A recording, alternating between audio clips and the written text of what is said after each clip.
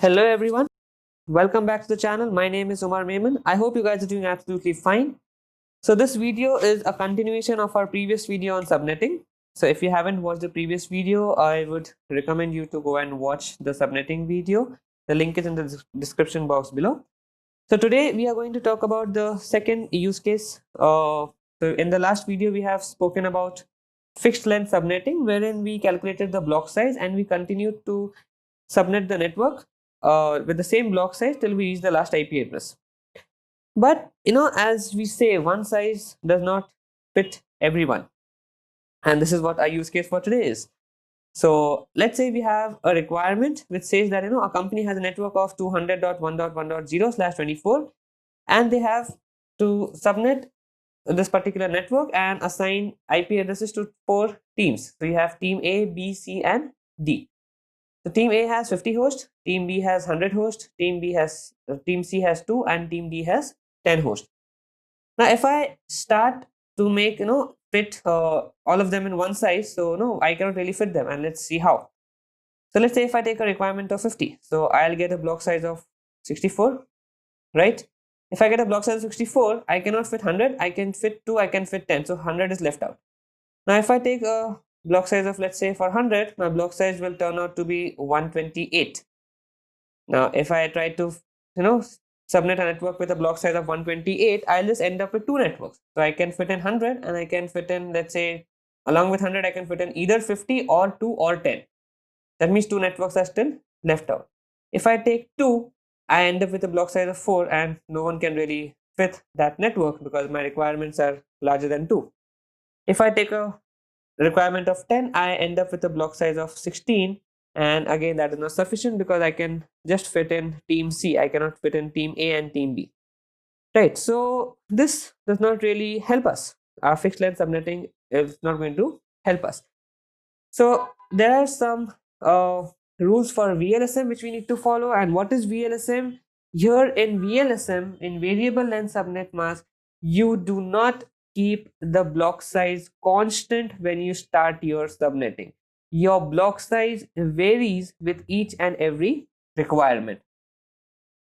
Now to get started with VLSM, we need to follow some rules. So the first rule says you have to arrange your requirement in the descending order. So let's say I do that. Now everyone knows how to do that from highest to the lowest. So 100, 50, 10, and 2. The second rule says subnet for each requirement once and write your new networks. So I'll subnet for 100, I'll subnet for 50, I'll subnet for 10, and I'll subnet for 2. Now what do you mean by subnetting? In subnetting, basically I'm going to calculate the block size and I'm going to break the network, which says that I have to break my network only once. So let's get started. Let's see how we go. So for 100, now let's say my requirement is 100. The number of bits required in binary would be 7. My old mask is 24, which is already written in the question. So I have 24 ones and 8 zeros, which is my old mask. In my new mask, I require only 7 bits for my networks. Sorry, 7 bits for my host, which I have done, and I've given 1 bit to my network. I get a block size of 128, and my new network will become 200.1.1.0. That's where my starting point is, and the other network will be starting from 200.1.128. So this will end at 200.1.1.127. That's it. I won't continue all the way up to 255 because I have only one requirement. I have to take only one network. So I'll just leave the other network as a starting point for my other network. So it will look something like this. So if I just take you to my drawing board, so here, if I start from 200.1.1.0, I will go up till 200.1.1.127, and this becomes my starting point for my next requirement. So I won't continue all the way up to 255. I'll just stop at my first, where my first requirement is met. So I have my first network ready, which is for my team B over here, right? So I have written down the first network there, that is 200.1.1.0/25. Second, so let's get back to the slide. Second requirement is 50. Bits required in binary is 6. New mask, you all know how to do that. since I assume all of you have watched the previous video on subnetting, and we know how to do that. So with practice, you get a knack of it, and it becomes very easy. So block size 64. New network will start from 200.1.1.128 and it will go up to 191. I have a block size 64 over there. So my next network will be starting at 200.1.1.192, which I do not want to continue all the way up to 255. I'll stop. Why will I stop? Because I just need one network with a size of 64, which will accommodate my 50 hosts.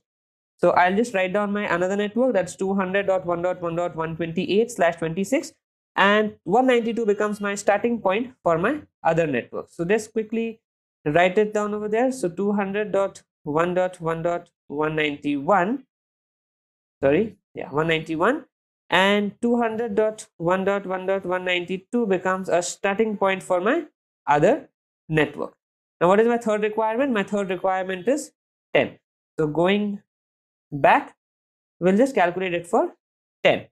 Now again for 10, the bits required are 4. I write my new mask over there. Block size 16. I start breaking the network now from 192 and 16. Right, so 200 in .1.1.192 plus 16 would go up till 208. So this network will end at 207. Fulfills my requirement. All good. So I'll just represent my new network as 200.1.1.192/28, and 208 will become my starting point for my another network. So what is my next network? My next network is a size of 2. So I'll just complete this over here. So 200.1.1.207, and my next network starting point will be 1.1.208, and it will go till the requirement is 2 hosts. So my block size will be 4. Now I assume you have understood how to do subnetting and how to make it very easy. The requirement 2, bits required in binary 2, block size will be 4.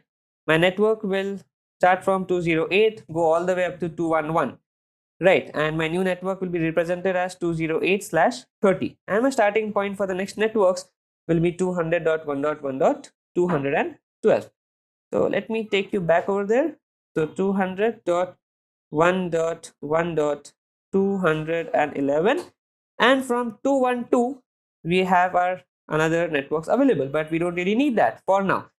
Right, so I have sufficed all my requirements. I have fulfilled all of them. I have given them individual networks, and if I now have to represent the individual networks for my requirements, so here we go. We have team A 200.1.1.128/26, team B 200.1.1.0/25, team C 200.1.1.208/30, and team D will be 200.1.1.192/28. So this is how I do VLSM. It's pretty simple.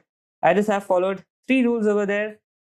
Correct? Arrange the requirement descending order, subnet for each requirement once, and write your new networks. Right. So once this is done, now I know that I have fulfilled all of my requirements, and I still have IP addresses left over. What do I have left over? I have addresses left over from let's say if I just write it over here, 200.1.1.212 all the way up to 200.1.1.255.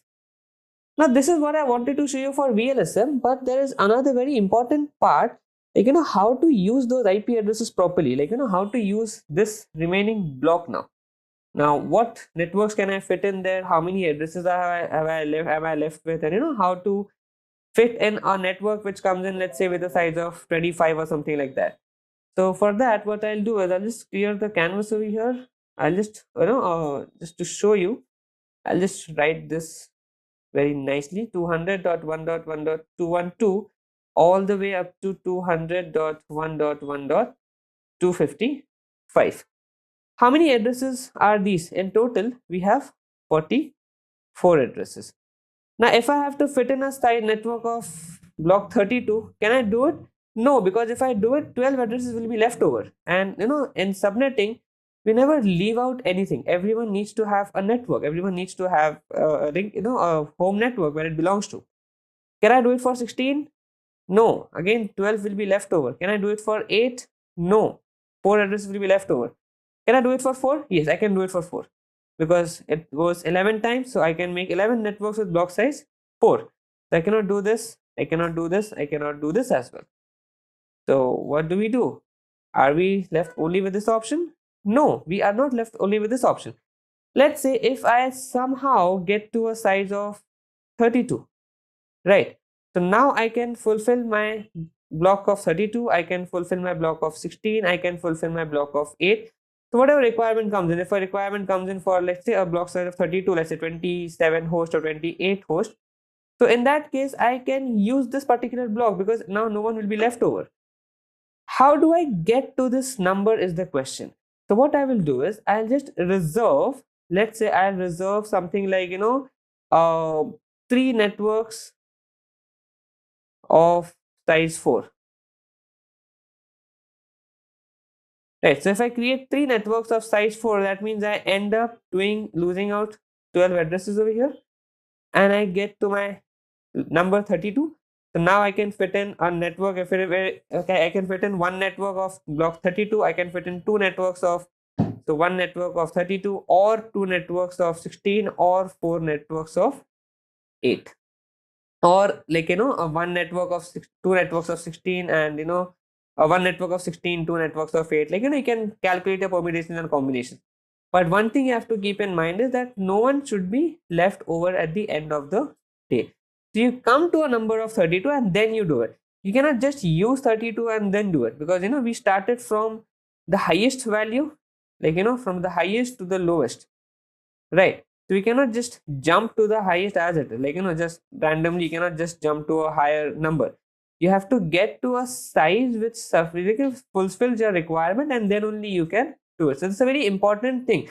Even if you try doing first you take 32 and then you start creating some networks of 4 or some networks of 8, and if you try to assign those IP addresses with those subnets which you have calculated, this will not work out. If you want, you can try it out in your systems, and you can leave your comments below in the comment section as to if this has worked for you or no.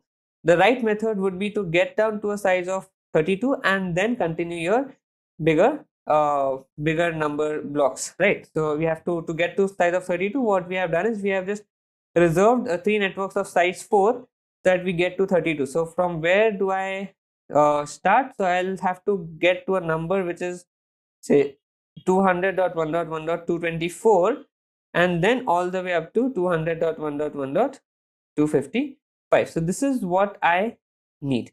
So what I'll do is I'll just create 3 networks. So let's say 200.1.1.212, 200.1.1.216, 200.1.1.220, slash how much? Slash 30, slash 30, and slash 30. So now the next network which I start with is 200.1.224, and all the way up to 200.1.1.255. So this is my ideal network which I should get before I start doing it for my bigger block sizes. So this is the end of the video. This is what you wanted to learn. This is what I wanted to show you about VLSM. I hope this has been informative. Thank you for watching. You can comment down your thoughts. You can watch the previous video. There's a link in the description box below. Do like the video, share it with your friend, subscribe to the channel for more videos coming in on networking every Monday and Friday. Thank you for watching, guys. Take care. Bye-bye.